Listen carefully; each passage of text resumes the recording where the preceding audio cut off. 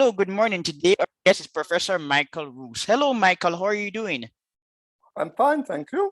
Well, I'm great, Michael. We are going to have a fantastic discussion. Michael, you are one of my favorite non-religious writers because you approach religion with a level of nuance that is missing in the broader atheistic community. So, Michael, we'll be talking about religion and Darwinian evolution. I sent you the articles that we will discuss. One is titled Christianity and Darwinism, and this is somewhat biographical. And the other is a piece you wrote for the magazine Aeon, wondering if it is right to teach our children to be religious. But before we delve into these issues, Michael, we're going to speak briefly about the Bible.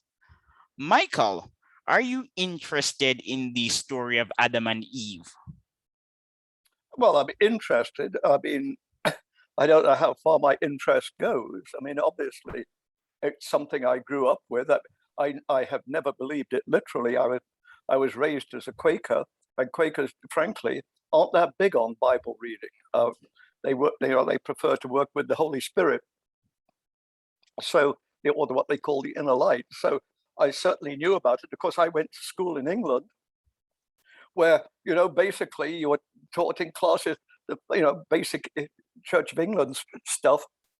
So I knew about Adam and Eve, but it was never something which what shall I say, gripped me. And it wasn't until I was even in my 40s that I heard about the Augustinian idea that Adam and Eve were kicked out, and this led to original sin, and that Jesus was a what do they call it, substitutionary atonement for the to wipe away or to forgive us for this original sin. I must say, a view which shocked me then and I find appalling now. But then I realized, or I learned, that there's an alternative position that is associated with Irenaeus of Lyon, with the incarnational belief, which is also the Orthodox belief, and I think probably very much the Quaker belief, namely that the death on the cross is an inspiration rather than by a sacrifice. So yes, I know about Adam and Eve, but I mean I can't honestly say it moves me particularly. I look upon it as an interesting myth. I look upon it as something which is trying to convey what important things that I don't necessarily believe in, but I don't look upon the Adam and Eve story as stupid or ridiculous. So that's basically my position there. Well, Michael, in this regard, you're not quite different from many Christians. Evangelicals often take the story of Adam and Eve literally, but I do believe that it warrants greater philosophical analysis. My position on the story of Adam and Eve has evolved somewhat. So you mentioned Saint Augustine. I don't find Augustine's views appalling. I think the issue is that the real are not, I should not say the real interpretation, but my interpretation of Adam and Eve is also close to the interpretation of a professor called Frank Van Doon. And this interpretation does not comport well with the problem of evil in the world or the sacrifice of Jesus Christ. Let me explain this interpretation. The Adam and Eve story, based on my analysis, is really about the demise of innocence and the rise of freedom.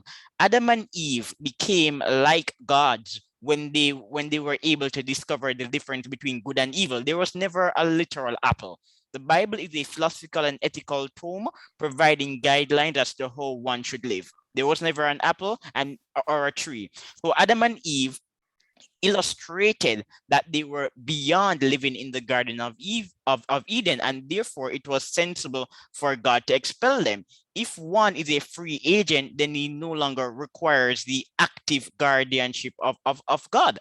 And as such, if man is a free agent able to exercise free will, then the story of the sacrifice has to be transformed. If original sin is not the basis of the Adam and Eve story, then the sacrificial lamb embodied by Jesus Christ becomes a problematic issue. And this is the view I subscribe to. Okay, well, I mean, that's fine. I mean, you know, you have to understand, as far as I'm concerned, a lot of this is angels dancing on a pin because I don't believe in God. I mean, I don't, I mean, I'm not an atheist. I mean, I just don't know. But certainly, I, even if I did believe in God, I'd be worried about the fact that I come from a culture which grew up with the Adam and Eve story, and somebody, let's say in India, grew up in a culture which didn't have the Adam and Eve story. I worry about my claim that I'm right and they're wrong. I mean, they say they're right and I'm wrong. So, you know, as far as I'm concerned, an awful lot of this is cultural. And I don't say that it doesn't have ethical or even religious implications, but basically, I'm not inclined to worry over much about Adam and Eve and that sort of thing. I mean, you know, I'm a professional philosopher. I'm much more interested in Plato's Republic than Genesis 1.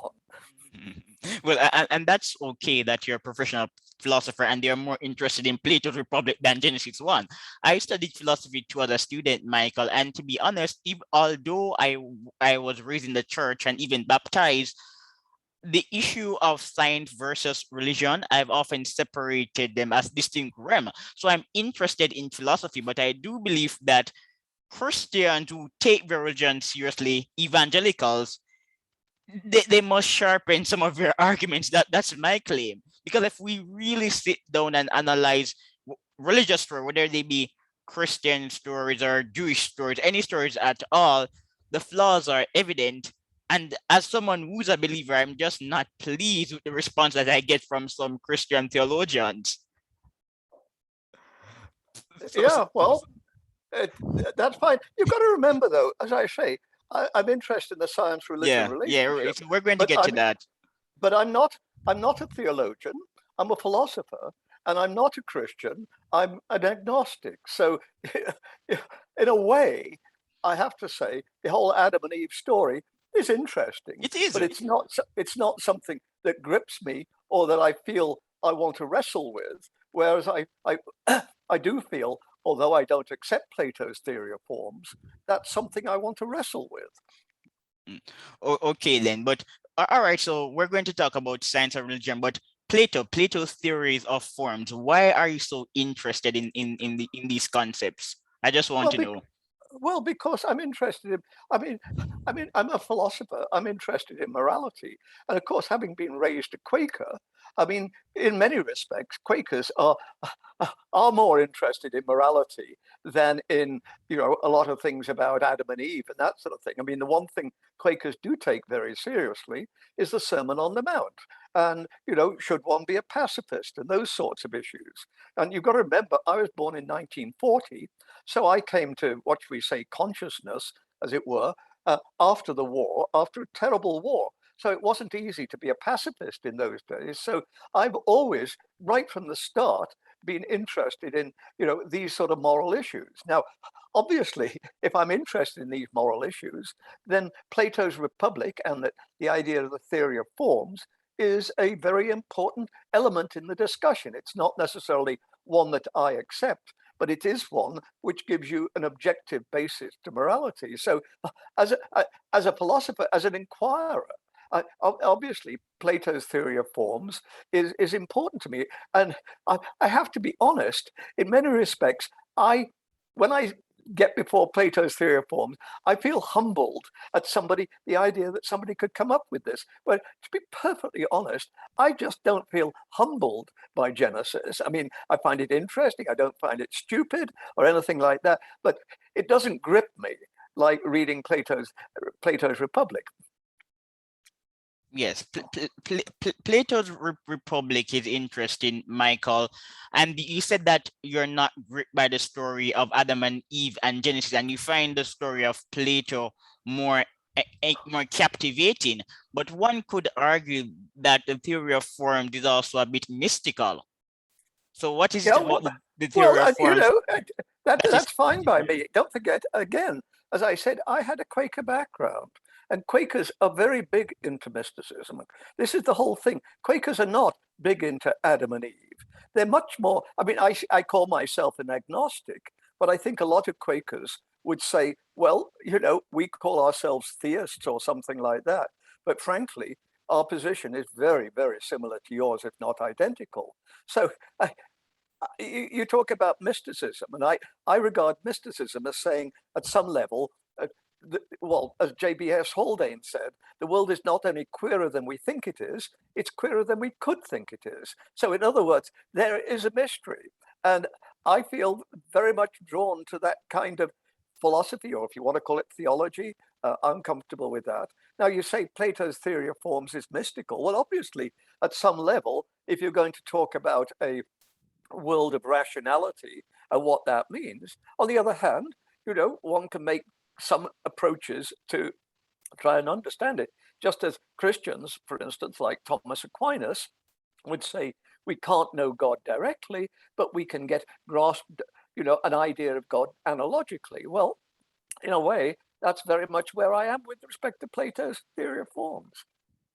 Interesting. And Michael, one of the reasons why I'm so fascinated by your articles and books, and I've read quite a bit, is that though you don't believe in God, you treat religion with such respect.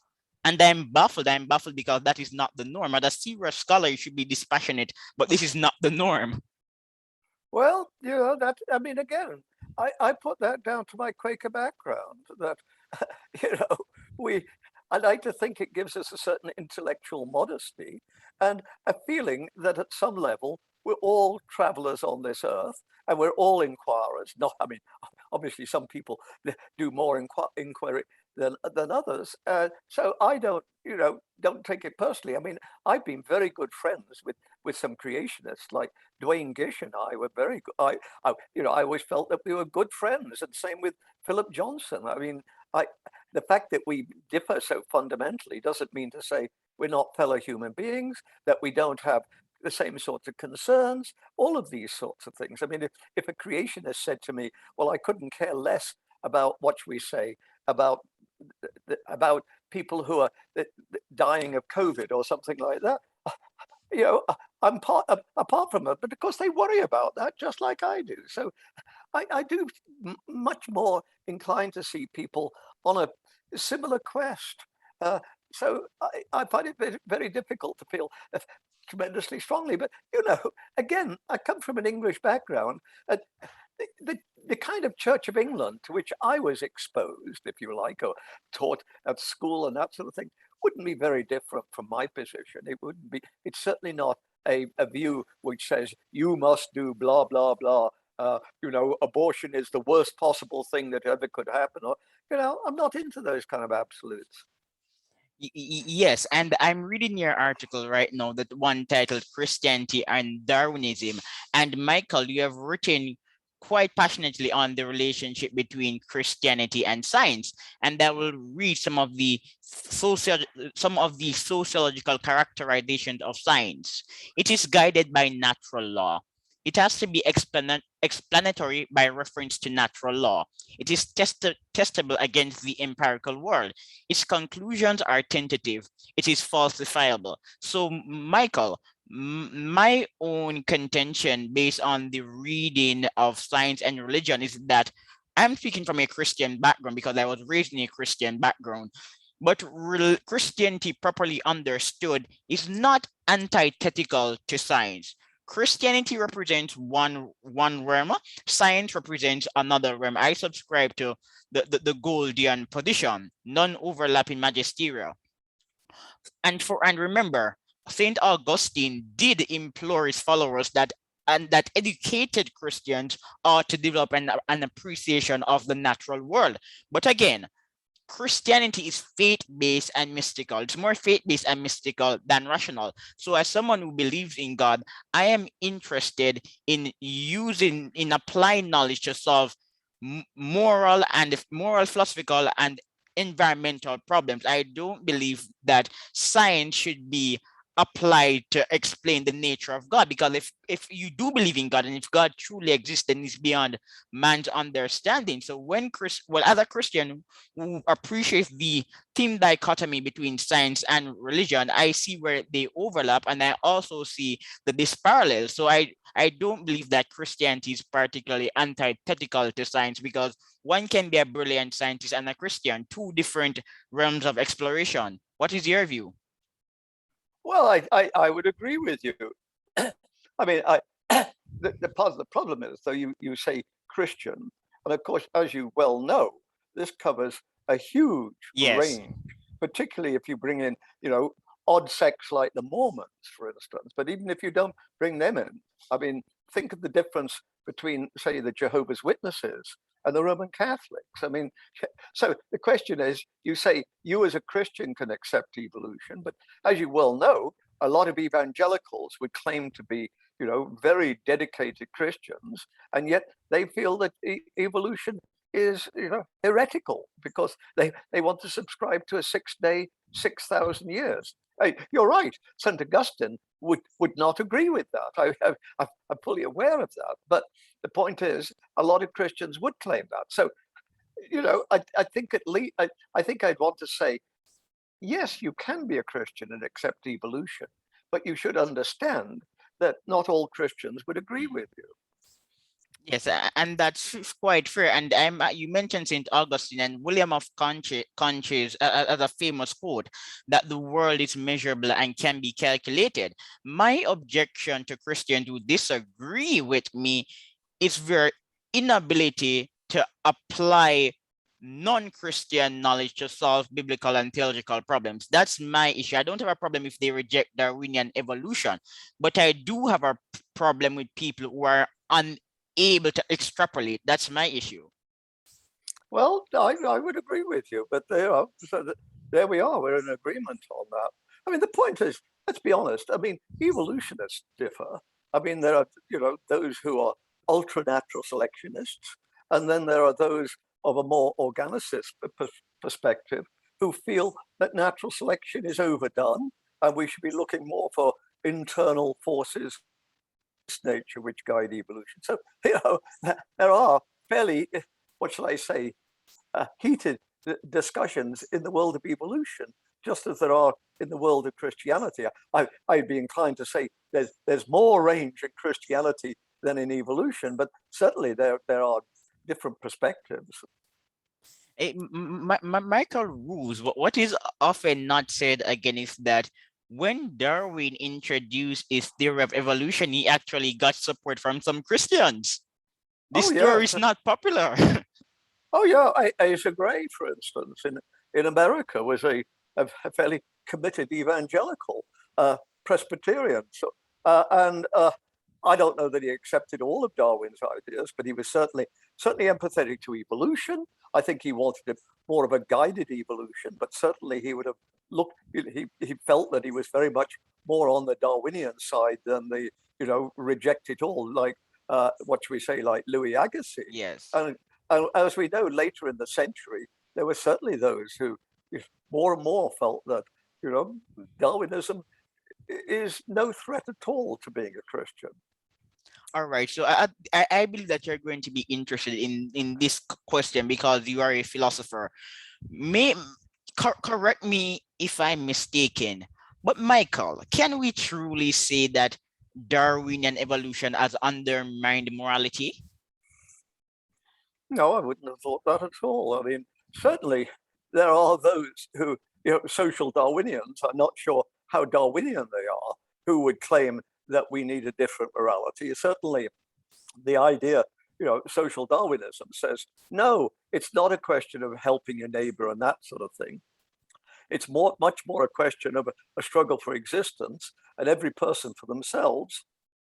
And as it were, that's the way it should be. So obviously, you're going to have people who argue for different things in the name of Darwin. I mean, I don't know whether one wants to say that Hitler was ever a Darwinian, but he certainly sounded like a social Darwinian a lot of the time. And obviously, Hitler had views much more akin to, well, very, totally repulsive to the average Christian. So clearly, you can get different positions out of Darwinism, but as I say, I don't think Darwinism as such underlines morality. I mean, certainly, I don't think it's underlined my morality anyhow. Yeah, I think that's a bit far-fetched. Michael, the reality is that Dar- Darwinian evolution does not need to be purposeful, and people object to what they consider to be the blind form of Darwinian evolution. I have a degree in history and international relations, and I read philosophy, but I try as best as I can to be a rational person, and I'm just not seeing where believing in Darwinian evolution is upending the moral framework, and I don't see where it can lead to social Darwinism. Social Darwinism and scientific Darwinism are two different philosophical frameworks. You're an older person, so maybe you're in a better position to tell me how people arrive at these parallels, but I don't see the link. Well, no, I mean, it's difficult to, what should I say, tease these things apart. And certainly a lot of things, sort of social Darwinian, would be antithetical to anything that Darwin argued. I mean, Darwin, for instance, in The Descent of Man, is much more into humans as social beings than humans as warlike or constantly, competing against each other. So, no, I mean, I think that you get much more of a sort of a misreading of Darwin, if you like, from people like Thomas Henry Huxley, who wants to argue that the whole point about ethics is to get away from yourself as an evolved being. Whereas I think Darwin would say, absolutely not. The whole point about ethics is to go with yourself as an evolved being. So, as I say, it cuts both ways that way.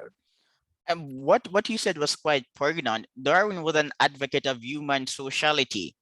We as people, we need to cooperate and collaborate. If we do not do so, then the species will cease to exist. This is a key point of Darwinian evolution. So if you're truly interested in self-advancement and the advancement of humanity, it doesn't pay to be selfish. No, I mean, no. And um, I mean, obviously, the interesting thing is you get people who've been labeled social Darwinians, like Andrew Carnegie, and at times he certainly sounds that way. But what we remember Andrew Carnegie for today is the fact that he, founded and sponsored public libraries, which was anything but nature read in tooth and claw. It was much more emphasis on poor people or people without money being able to go there and better themselves by reading books which were provided for them, the reading of them for nothing. So, as I say, you've got to be very careful when you talk about things like social Darwinism or what can you get from Darwinian theory, because it's like Christianity. You can get almost anything from it if you work long enough and hard enough. I mean, look, put it this way: a lot of people in America, a lot of evangelicals, would argue that war, or at least having a big military, was important. I mean, in America, they defend the having of guns on the basis of Christianity. Well, an awful lot of people elsewhere would say the very idea that anybody should be able to own a gun, a Tommy gun, or an automatic, repeating gun, and to argue that this is in any sense Christian is absolutely crazy. So you've got to recognize that there's always going to be different interpretations. It doesn't mean to say that they're all equal. I mean, I think a lot of people, theologians, would say, for instance, that the whole question of, let's say, having guns or something like that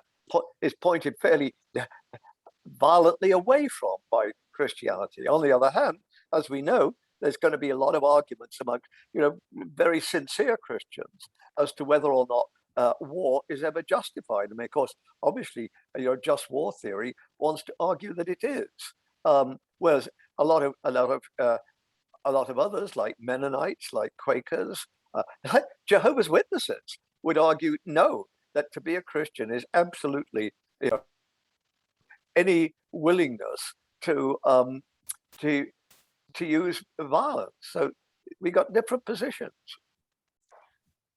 Michael, you're reading my mind. I know you have particularly interesting views on just war theory, and I would like to hear them. But before we do so, I'm going to share my views. War. Is war ever necessary?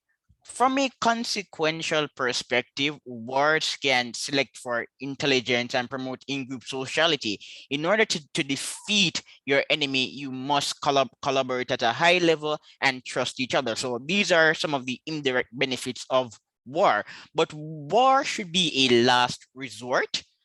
When one is attacked, he has the right to defend himself. But I don't believe that we should conduct political. I don't believe that wars serve a purpose beyond promoting the political and nationalistic ideologies of some figures, and they should be last resort. You only attack when you need to defend yourself, and even when defending yourself, you must apply ethical principles. That's my position on just war. Well, I, and it seems to be a reasonable position. I mean, though, as you know, I mean, there are those who would say in the Sermon on the Mount, Jesus says, if somebody strikes you on one cheek, turn to him the other also. So there are those who would say that under no circumstances is one justified to respond with force. I mean, I don't know, it's certainly not my position, but then again, I'm no longer a Quaker. I'm no longer, a Christian. So I would probably be inclined to agree with you. I mean, whether or not this is a Christian position, well, that seems to me at least debatable, if nothing else. But of course, I know full well that that Christians would argue that whatever you get in the Sermon on the Mount, there's a broader picture sketched but certainly in the Bible. I mean, you take King David, who was a warrior, and we know that God loved King David, and we know that God loved King David because of his bravery. Not, I mean, God of course punished King David when he went after Bathsheba and put her husband. It got him killed. So God was willing to punish David, but we know that of all the characters in the Old Testament, the one that God truly loves beyond all is King David. I mean, he works with Abraham, he respects Abraham, and all of that. There's no question about any of that. And Moses is important. But when it comes to, it's like being a parent. You admire and respect all of your children, but usually there's one for whom you feel a special affection. And I've always felt that God feels a special affection, as I think most of us do, for King David. Even when he does, when he sends poor old Uriah the Hittite off to the front. But and of course, King David is a warrior. That's what makes him. I mean, he's a great poet, a great, the Psalms. But so, as I know that many Christians would say, well, the whole question of violence is much more nuanced than just reading the Sermon on the Mount literally. So I'm not unaware of these sorts of things. I mean, in a way, I'm glad to say it's not my fight because I'm not a Christian. I personally, from everything I hear, I think it's highly, it's not very probable that there was in fact a King David. So that's the way it goes. But that doesn't detract from the beauty or the meaning of the Old Testament. It's like with Noah. I doubt that there was a Noah, but it doesn't mean to say that the story of Noah's flood isn't a profound reflection on human nature and things like that. Michael, God loved King David, but why would God not love King David? King David was a brave man, and as Christians like to say, God calls fools, but he does not keep them. As a Christian, one must be convicted, and David represented conviction. So why would God not love King David? Well, it's not a question of not loving King David. Or, The point is, I think that most of us would say, why is King David such a favorite of God? Well, obviously, because he's a great poet, because of the Psalms. I mean, no question about that. But it's also because King David is what we call a mensch. He is handsome, he is upright, he is brave. I mean, he takes on Goliath and he becomes a great warrior. And you know, it's right like today. I mean, look back and think about, let's say, somebody like General Eisenhower. I mean, he was the leader of the Allied forces in the Second World War.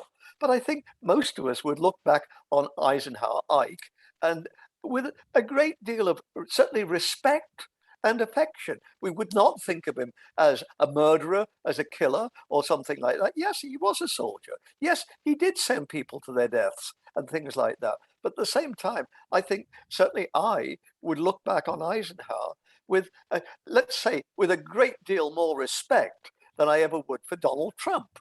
But even though Donald Trump has never led an army into battle, and Eisenhower has. So these things, I say, are much more nuanced. I mean, whether mine is a Christian position or not, I don't know. But of course, I don't have to worry about that one.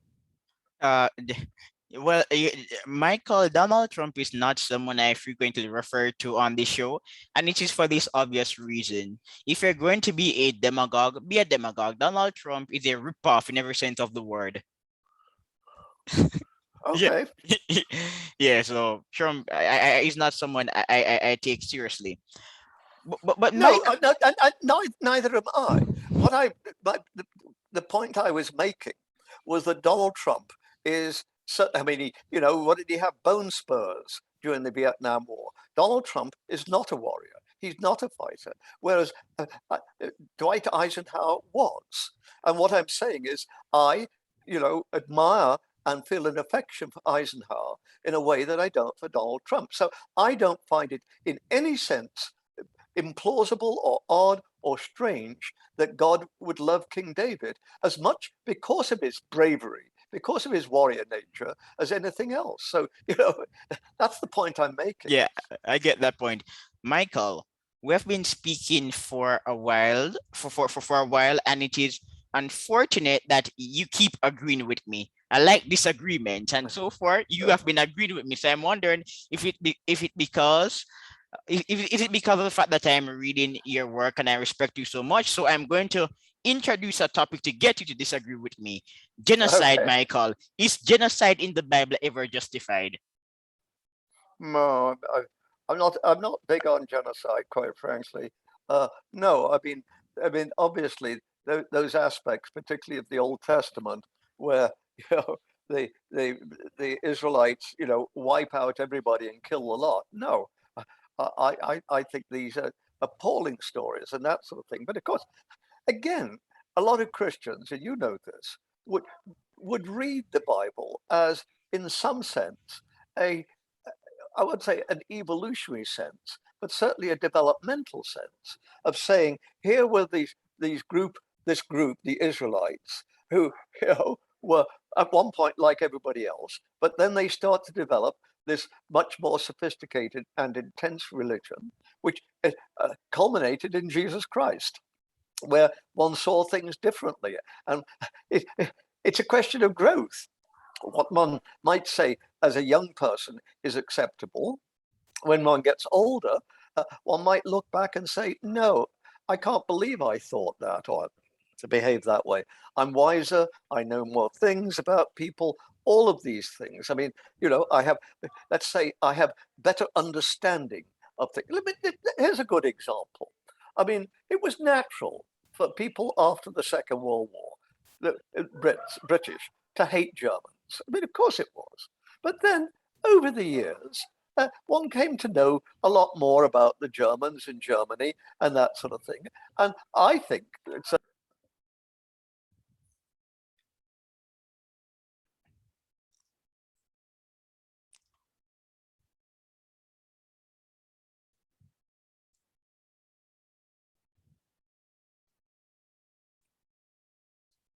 there we go. I learned about Immanuel Kant and things like this. So I it doesn't mean to say I wasn't puzzled by the Germans, but at the same time, I, I have Michael, huge respect. Michael, you said that after the World War, people dislike Germans. Can you repeat yourself, please? Because for a few seconds you were muted. I didn't mute you, but an I'm accident sorry. occurred. Yes, I'm sorry. What I'm saying is, I think that most English people after the Second World War did not like Germans. They thought of them as evil. I mean, they'd had two world wars, and then the news of the Holocaust was coming out. And I think there was a general revulsion about Germany and Germans. But I think over the years, as Germany has developed, as Germany has shown it has tried to wrestle with its past far more than a lot of other countries. And of course, as for somebody like myself, as I start to learn more about German culture in the past and those sorts of things, it's very difficult for me to think of hating Germans today. So what I'm trying to say is I see this as a development, as a growth in me. And what I'm saying is I read the Bible in the same sort of way. I read the Old Testament as a story of a tribe and tribal sorts of things in the Middle East and all of these sorts of things. But I think as it developed, as their thinking, as their theology, as you like, if you like to say, as they became more and more mature, they started to think things differently. Uh, I think that by the time you get to the New Testament, the idea of having performing genocide and in any sense endorsing it is totally alien to the New Testament in a way that obviously it isn't alien to parts of the Old Testament. But as I say, I don't find this surprising. I read the Bible as a question of intellectual, religious, moral growth. I don't think I'm particularly odd in this, but as I say, I like to think that this is reflected in human beings. I mean, let's put it this way. I spent 55 years as a philosophy teacher.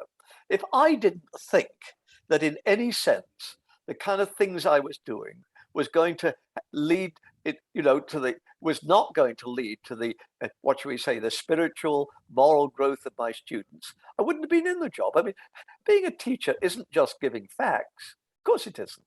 It's helping young people to grow up. I mean, you don't necessarily tell them what to do, but you try to give them the tools so they can work these things out for themselves. So obviously I'm an evolution, but I see things as so developmental. So to find the Bible in this sort of way, I mean, if the Bible started with the Sermon on the Mount in the early chapters of Genesis, and then ended up by killing all the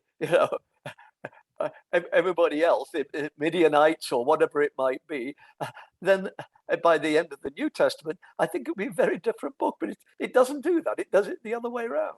Yeah, and this is why, Michael, I've often argued all biblical stories could be untrue, yet the Christian God still exists because the Bible should be situated within the broader philosophical and ethical development of mankind. So, for example, you rightly said that the Old Testament is more favorable to genocide than the New Testament. And of course, this difference is evident because throughout history, people develop, and with development, or ethical frameworks will be adjusted. So, what you're saying makes perfect sense. But before I listened to your argument, my thesis was a bit far-fetched. I attempted to impose my own human understanding on the Christian God, and I call this idea biblical realism. The God of the Bible should be perceived as a realistic character. He's engaging in what we call real politics. So, for example, if you're going to wage war against your enemies, you want to kill your men because you don't want the men to attack you in the future. And secondly, children represent the future and women are responsible for socializing children. So interpreted from this angle, genocide is justified. But my broader point is not that genocide is justified. I'm just creating a heuristic to understand the Bible of the New Testament, of the Old Testament. Well, all I can say is I think there's something fallacious in your argument because I cannot see, what should we say, Lieutenant Calley and My Lai in the Vietnam War, where American soldiers go into a village and rape the women and mutilate them and that sort of thing, and kill 500 people there. If there is nothing that would lead me to say that this is a morally acceptable or a morally forgivable act. I look upon this as pure evil. So, as far as I'm concerned, if your argument leads that doing that was okay, then I have to say I think there's something wrong in your premises. Yes. I don't think it necessarily follows from this. And of course, the whole point about just war theory is to say precisely that. Yes, we do have to kill in war. Well, we're going to kill in war, but it doesn't mean to say that we're going to be unrestrained or do this sort of thing. I mean, you take, for instance, the question of obliteration bombing. Bombing the cities of Germany, Dresden and Munich and these sorts of things. I think a lot of us would say, no, that's immoral. However bad the Germans were, one ought not to have done that. That's the sort of thing that decent human beings would never do. And I'm inclined to agree. So I think what you have to do is step back and say, okay, let's have a look at the premises. When is it legitimate? When is it legitimate to use force? And I think most of us would say, there are times when it's never legitimate to use force. And if that means that we suffer, well, so be it. It's better, it's better to have evil done to you than to do evil. And I think certainly I would subscribe to that view. All right. So Michael, I love that response. The argument is fallacious. If we all agree, then if we're always agreeing, then the conversation is pointless and a waste of time. But back to your second point, evil. If we don't defend ourselves from evil, won't we enable further evil? Well, yes, but these things are always a relativistic thing. Of course they are. But I mean, let's face up to it. We defended ourselves from evil in the First World War, or at least we said, and yet within 15 years we had the Third Reich. So evil came. Whereas we defended ourselves in the Second World War, and after that, we didn't have the Third Reich.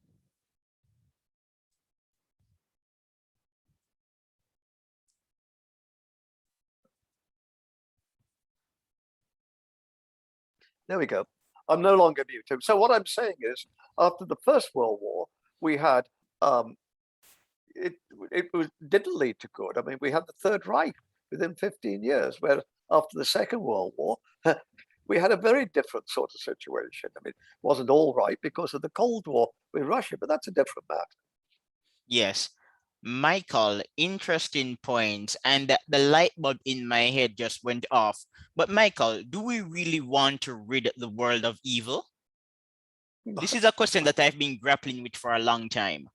Well, yes, I would thought we do. I mean,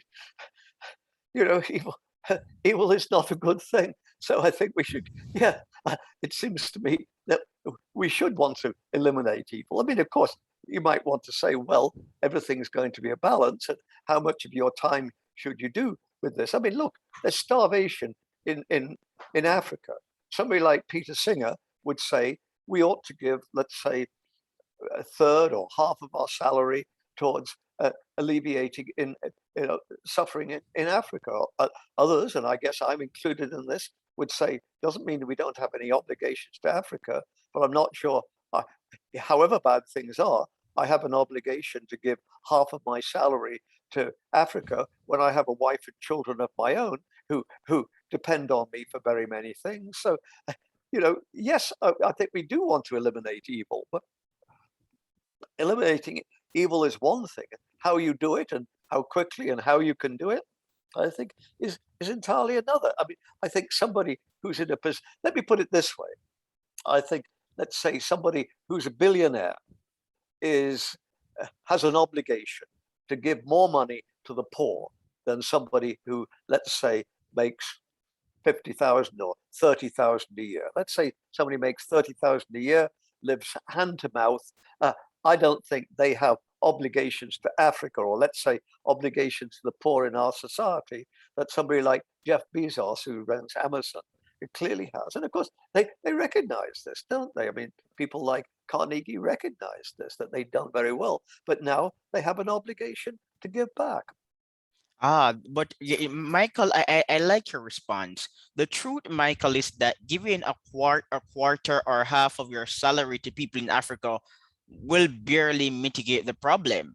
And then I've read Peter Singer, and Peter Singer is using a cost benefit analysis. His argument is that we should invest in diseases that have a greater impact. So even if, let's say, 1% of people or 0.001% of people in the world are suffering from a debilitating disease, we should give money to AIDS research because AIDS and cancer affect more people.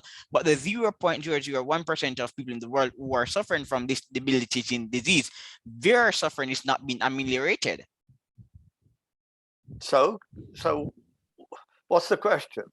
No, my point is that even if you solve the problem of cancer and AIDS, there's still poor people. There are still people who are suffering from debilitating diseases, and we don't know the impact that these people would have made in the absence of the disease. So I wouldn't prioritize AIDS or cancer research as some obscure disease.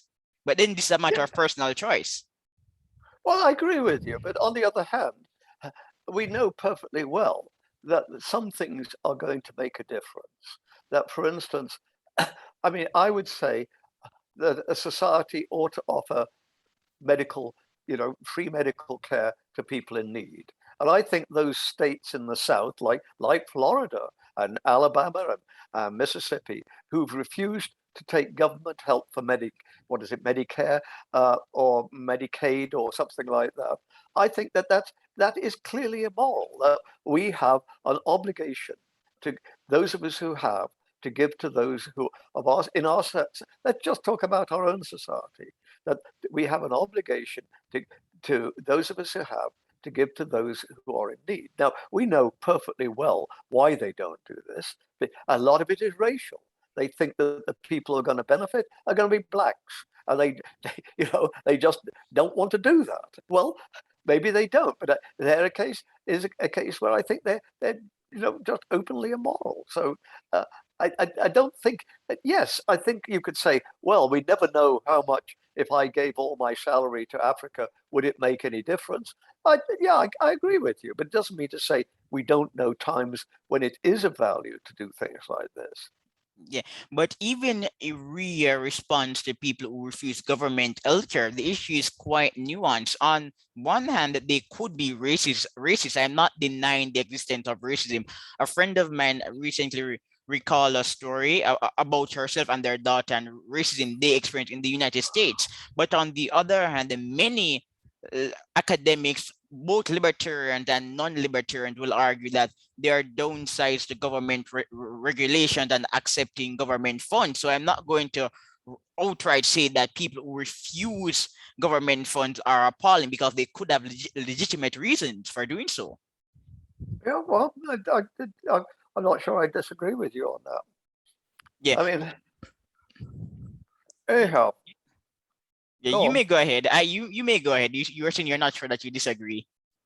Well, no, as I say, I think these things are all a question of balance. And yeah, I mean, obviously, some people are going to be motivated by their Christian faith. I mean, one thinks of, let's say, somebody like Sophie Scholl of the White Rose Group in the Second World War, who died on the guillotine because of our opposition to the National Socialists in the Second World War. And clearly, there was somebody who was motivated by their religion, who I think did a great deal of good. Others, I think, have been motivated by their religion and do terrible things. I mean, I think, for instance, the opposition to all and any kind of abortion is, I mean, even if you think abortion is not necessarily a good thing, I think to oppose it, I mean, frankly, if a woman knows she's going to have a badly deformed fetus, I'm certainly not going to say she shouldn't have an abortion. Although, as we know, a lot of people would say, "Oh no, that's not the Christian position." Well, so I think you can do bad things in the name of religion, just as you can do good things. But the point is, if I took a cross section of people who were religious and took a cross section of people who were not religious, would I expect to find that those who are religious are on balance, better, kinder, more giving, more empathetic people than those who are not. And I'm not at all convinced that that's so, because apart from anything else, I think, I mean, I'm not all the way with Richard Dawkins on this, but I think often religion leads to bad things, that people become cliquish and, look down on those who are not in the group and those sorts of things. So I think it's a very balanced thing about whether or not religion is a good thing or whether it leads to people being better or anything like that. You're right. Remember, religious people have created schools, universities, voluntary organizations, insurance companies. Yes, religion has done some good, but it has also done some bad. But before we continue, I am yet to read this book. But are you familiar with Kavanagh's new book, or should I say one of his later books, debunking the association between religion and violence? No, I don't think so. Yeah, I'm yet to read it, but it seemed interesting. And Yeah. Michael, I one Mm. of the again throughout this discussion we have disagreed on a few occasions, and I'm wondering. I've been reading your pieces for a long time, and I think that you're a smart man. But are you a Mhm. good teacher? Because I respect, because I've been reading so for so long. Maybe you have been influencing my thought, and a part of teaching is sometimes to get people to disagree. So I'm here wondering, have you been challenging me enough? Well, I don't know. I mean, you have to tell me. I mean, am I a good teacher? I mean, my teaching ratings were always fine, but quite frankly, I never took a great deal of notice of those. I never really trusted them. But am I a good teacher? Well, I've done my best. Yes. I don't. I mean, I think particularly with my graduate students, I get a great deal of loyalty from them, that they want to be in touch with me. So obviously, I think that I was able to give them something which was important to them in their growth. So that's in a way Yeah, I the think best you're a I good can say. teacher. I would Yeah. say that you're a good teacher. Well, there you go. I've lost the Yeah. video now. There we go. Yes, yeah. So Oh, Michael, but there's a second counterpoint in relation to your argument about billionaires and their moral obligation to give. There's in Christianity there's a sentiment that being affluent is not a problem. The problem is dying rich. But as a Christian, I don't disagree with the sentiment. But there's a secular objection, and the secular objection is that billionaires like Bill Gates and Amazon, like Bill Gates and Jeff Bezos, they have already created immense value. Therefore, by creating value, the obligation on imposed on these people to give should actually be less. well, yeah. All I can say is I think that people like Jeff Bezos and these sorts of people have have an obligation to give back to society. Mark you, if I were running the society, I would see that they gave back a lot more than they do. When I grew up in England, the very rich were taxed at a huge level, 70, 80%. I mean, they still made a lot of money. And I think the idea that one would not tax somebody like Jeff Bezos 70 or 80% is absolutely ludicrous. He's making so much money. He's going to be a billionaire anyway. I mean, how much money does any one human being need? The It's just problem ridiculous. the problem with taxing billionaires at a high rate is that even when you tax them at a low rate, they find loopholes. So Well, they that's do, always a but big issue. well, they do if you don't, spend enough money on, keeping the IRS up on up it. I mean, it's obviously you're right. It's going to be an ongoing battle, but it doesn't mean to say you don't enter into it. You just give up and say, oh well, they're going to find loopholes anyway, so why bother? I mean, as we know in America at the moment, it's scandalous that the very rich, not only do they not pay extra taxes from what we can make out. They pay no taxes. I mean, again, to bring up Trump again. I mean, it was clear. It's in the last 10 years, that man seems to have paid no taxes whatsoever. Whereas, somebody like myself is paying, 20, 30% of their income as tax. And let me stress straight off. I believe it's absolutely right that I should put that kind of money into my taxes. In fact, I'd be happier if I lived in, let's say, somewhere like Sweden, to be taxed a lot higher, 40% or more. But of course, the thing is, you get in return, you get health care, you get, when, I mean, my daughter has had a second baby. She had 3 months of care, of support, and now, she's not being paid anything until she goes back to work. Whereas in places like Sweden, you get up to a year of support after you've had a child. So I myself would be much in favor of higher taxes, and society gives more back. Yeah, Anyhow, that's how I yeah, believe. that's an economic issue. And then some would argue that the taxation system in Sweden negatively affects the life chances and professional development of women, but that's a different issue. But Michael, your article, Christianity and Darwinism, is biographical, and in it you refer to the meaning of life. So at you're an elderly man today, you have lived several decades. Michael, what is the secret? I think it's given to others. I mean, it's not my secret. I mean, John Stuart Mill says, show me a person of reasonable circumstances who is not happy, and I will show you a person who thinks only of themselves. I think that we're social animals. I think that's how we've evolved. And I think the secret to happiness is giving to others. I don't mean being Mother Teresa all the time or anything like that, but I think that people who've not given to others, and I like to think, having spent my life as a teacher, I think that I've been able, whether I've done it well or badly, I've done it, proudly and with intention. And so I look back on my life and say, yes, I think that my life has been worthwhile, and I can't say much more than that. Yes, and I agree because you're one of the people I just had to interview. I just had to do it. Michael Ruse, I just appreciate your nuance. I know you deal with these issues with flexibility. You can be charitable to Christians, and at the same time, I like the pitfalls of new atheism, and many people are unable to exercise this balance. Some people don't like flattery. I don't, but I just can't help myself, Michael.